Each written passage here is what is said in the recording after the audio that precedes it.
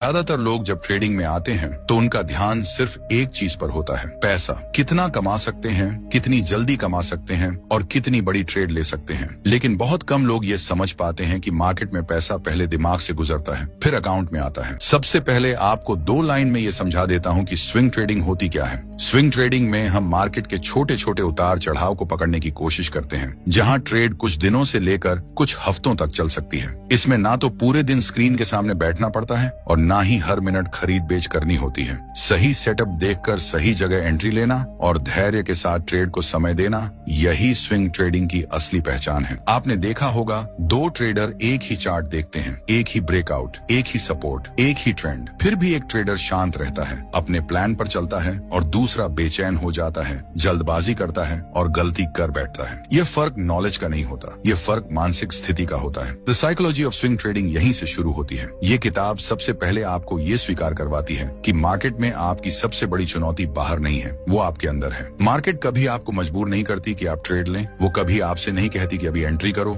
या अभी निकल जाओ। ये सब आवाजें आपके अपने दिमाग से आती हैं। डर की आवाज, लालच की आवाज और सबसे खतरनाक, खुद को सही साबित करने की आवाज। स्विंग ट्रेडिंग में ट्रेड कुछ दिन या कुछ हफ्तों तक चलती है और यही समय आपके धैर्य की असली परीक्षा लेता है। पहले दिन आप कॉन्फिडेंट होते हैं, दूसरे दिन आप चार्ट बार बार देखने लगते हैं, तीसरे दिन हर छोटी कैंडल आपको बेचैन करने लगती है। यहीं पर ज्यादातर लोग अपने नियम तोड़ते हैं, स्टॉप लॉस बदल देते हैं, टारगेट बढ़ा देते हैं या बिना वजह ट्रेड से बाहर निकल जाते हैं और बाद में कहते हैं मार्केट गलत थी। लेकिन सच्चाई ये है, मार्केट नहीं बदली, आप बदले। हाइनरिच ब्रेवास इस लेसन में एक बहुत जरूरी बात समझाते हैं। एक अच्छा ट्रेडर हर ट्रेड को अपनी पहचान से अलग रखता है। अगर ट्रेड गलत हो गई तो वो खुद को गलत इंसान नहीं मानता, वो बस ये मानता है कि ये एक गलत फैसला था। यही सोच आपको लंबे समय तक मार्केट में टिकाए रखती है। ज्यादातर नए ट्रेडर हर ट्रेड को अपनी इज्जत से जोड़ लेते हैं। अगर प्रॉफिट हुआ तो अहंकार बढ़ता है, अगर लॉस हुआ तो आत्मविश्वास टूटता है। लेकिन एक प्रोफेशनल ट्रेडर जानता है कि ट्रेडिंग संभावनाओं का खेल है,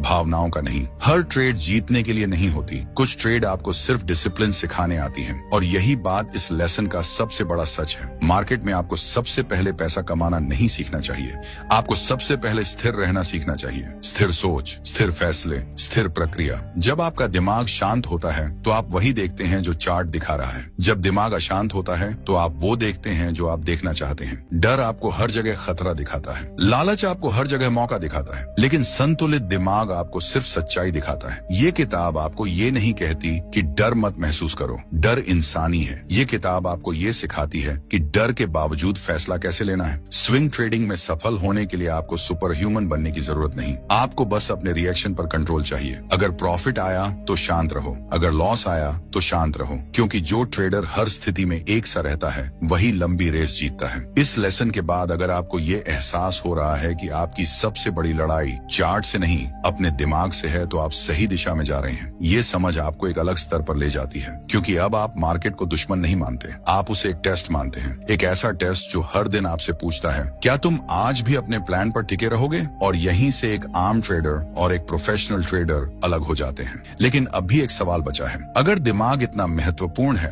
अगर इमोशंस इतनी बड़ी भूमिका निभाते हैं, तो फिर ट्रेड के दौरान सबसे पहले कौन सा इमोशन हमारा नुकसान करता है। वो कौन सी भावना है जो चुपचाप हमारे सही फैसलों को गलत बना देती है। अगले लेसन में हम उसी इमोशन को नाम के साथ उजागर करेंगे। बढ़ते हैं स्विंग ट्रेडिंग के दूसरे लेसन की तरफ। ट्रेडिंग में ज्यादातर लोग ये मानते हैं कि उनकी सबसे बड़ी समस्या लालच है। उन्हें लगता है कि वो ज्यादा कमाना चाहते हैं, इसलिए गलती करते हैं। लेकिन सच्चाई ये है कि मार्केट में ज्यादातर नुकसान लालच से नहीं, डर से होता है। डर ऐसा इमोशन है जो दिखता नहीं लेकिन हर फैसले में गुस्सा हुआ होता है। आप जब ट्रेड लेते हैं तो डर उसी वक्त पैदा नहीं होता, डर तो पहले से ही आपके दिमाग में बैठा होता है। डर इस बात का कि कहीं पैसा चला गया तो, डर इस बात का कि कहीं मैं गलत साबित न हो जाऊं, डर इस बात का कि कहीं फिर से वही गलती न हो जाए। The psychology of swing trading इस बात को बहुत साफ तरीके से समझाती है कि डर कभी तेज आवाज में नहीं आता, वो धीरे धीरे आपके फैसलों को कमजोर करता है। स्विंग ट्रेडिंग में डर का असर और भी ज्यादा ज्यादा होता है,